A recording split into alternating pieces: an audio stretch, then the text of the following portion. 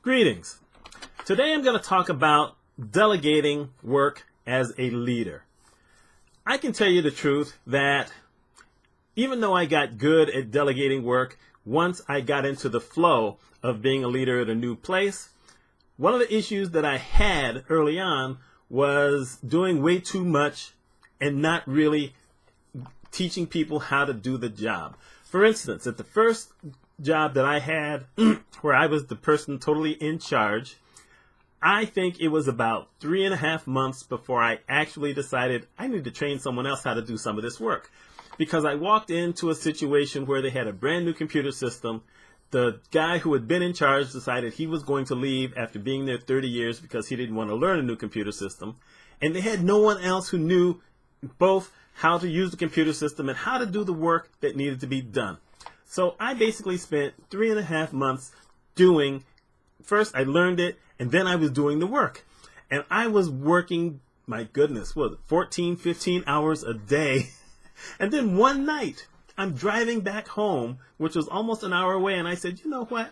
I got to teach someone else how to do a lot of this work so that I can get to everything else. So the next day, I went in there, and I had hired people for this. This was even the funnier thing. I had hired new people to do the work, and then I hadn't taught them how to do the work. So I brought them in, taught them how to do the work, gave them little portions of it at a time so they could get good at it. And as they got good at doing that, then it gave me more time to dedicate to everyone else, because I hadn't dedicated any time to anyone else because I was so engrossed in trying to learn the system.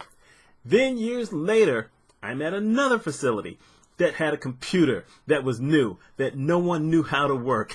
And that was ugly. And so, once again, it took me a while to delegate work. But this time, I didn't take on all of the training myself. I brought in outside people to train. I contacted the guy who was over the computer system, who basically was from Tennessee, by the way. I live in New York State. And so he was coming up, and he was training them on different ways of how to use the system. And he was glad that I was there, because the guy who they had before me didn't know the work. He had actually got promoted into a position he wasn't qualified for. Turns out he didn't want it, but he was scared not to take it because he was scared to lose his job. Until he got enough guts to quit. That happens. So it's very important to learn how to delegate. Yes, you need to know what's going on. And you know what? I'm going to give you 5 leadership lessons on how to delegate. And the first one is you need to understand the work you're trying to delegate. So like I said, I spent time having to learn brand new computer systems just because I figured there's not really much I can do unless I know the computer system. The first time, however, it took me 3.5 months to have this epiphany that, geez, I'm doing all this work. I can't get to the other departments. I got people who I've hired to do this work, and I'm not letting them do the work. The second time, I had a different set of circumstances, but I got out of the way and brought in other people to help me do the training and help me to learn the computer quicker, so that then I could start breaking everything down, and then I could delegate work out. Because if you don't delegate work out, you're not a true leader. Because true leaders don't just sit there and tell people what to do.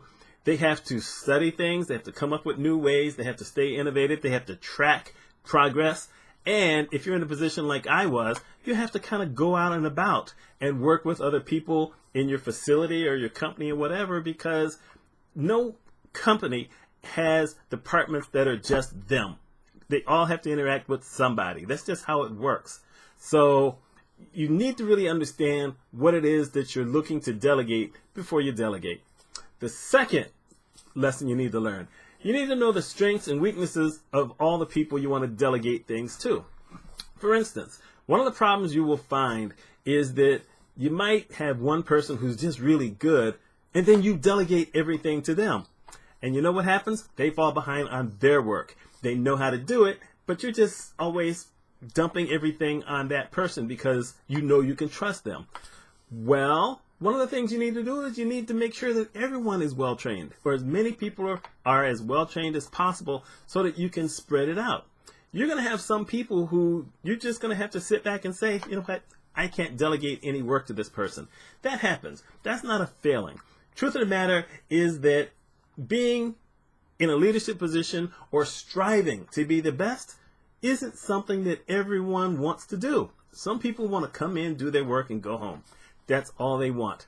So they are not looking for you to overly delegate work. Maybe they're the type of people who really sit there and concentrate on the work because they're scared to make mistakes. You need people who can work fast and people who can work slow.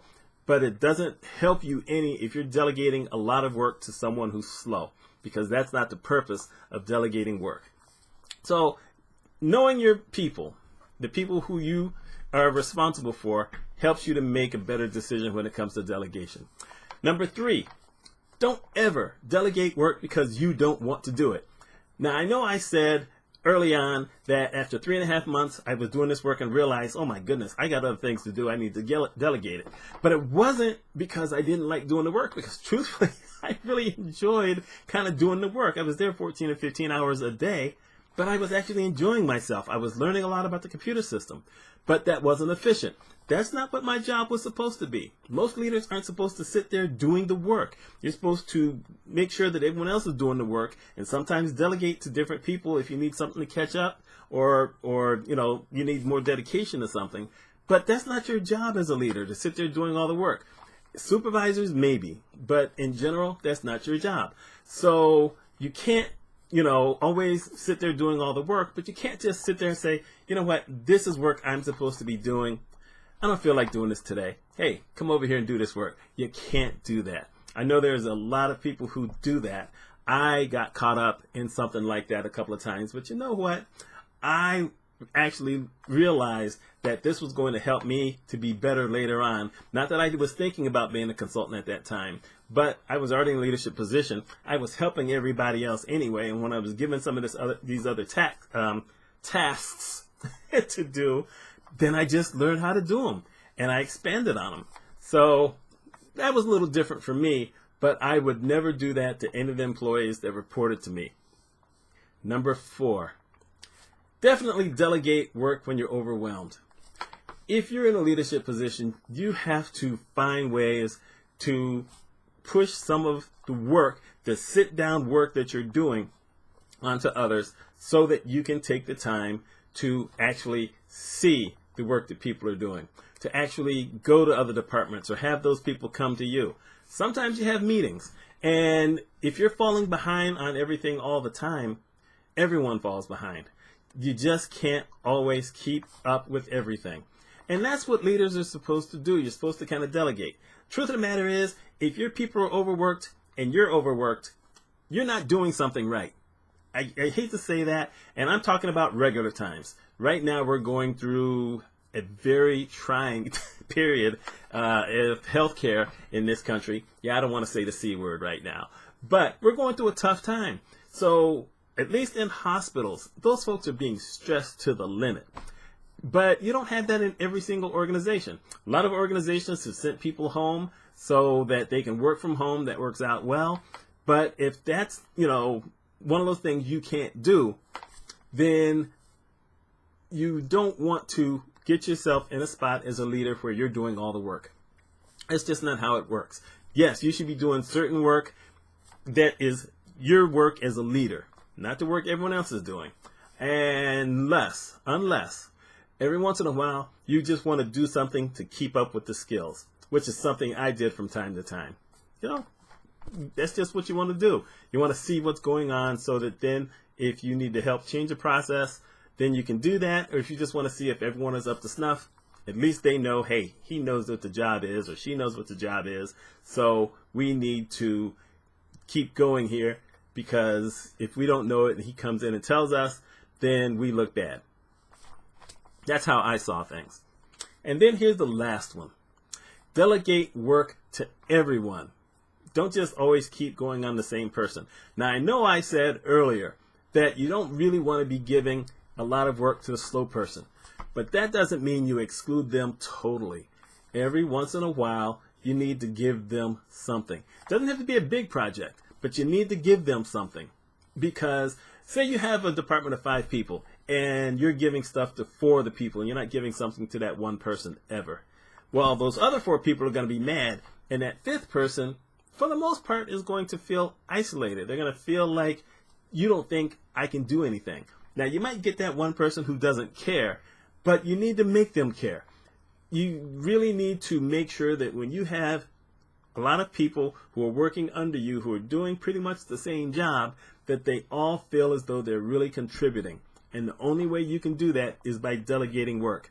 One of the things I used to love to do, if I saw someone who I thought might have some leadership potential, I would give them certain types of projects to work on to see how they achieve those things. If they had to come to me for questions, I actually enjoyed that because I knew this isn't someone who is just going to try to fake it and then totally mess something up. You can't get anything done correctly if that's the kind of person that you have.